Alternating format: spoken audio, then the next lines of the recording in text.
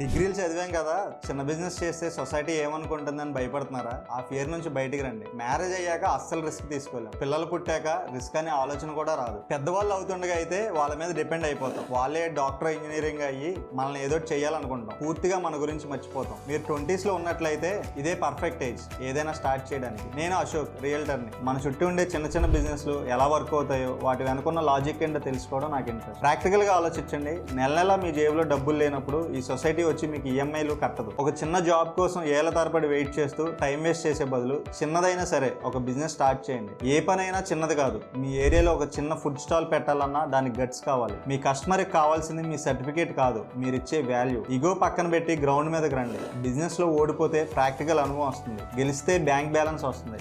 ఏమీ చేయకుండా భయపడుతూ కూర్చుంటే మాత్రం జీవితాంతం ఇతరుల కింద పనిచేయాల్సింది. నలుగురు ఏమనుకుంటారు అని భయపడే వాళ్ళు ఎప్పుడూ వెనకబడిపోతారు. మీకోసం పరిగెట్టడం నేర్చుకోండి. ఇంకా జాబ్ రాలేదని బాధపడుతూ ఇంట్లో కూర్చున్న మీ ఫ్రెండ్కి ఈ వీడియో ఇప్పుడే షేర్ చేయండి. వాళ్ళ మైండ్ సెట్ మార్చండి.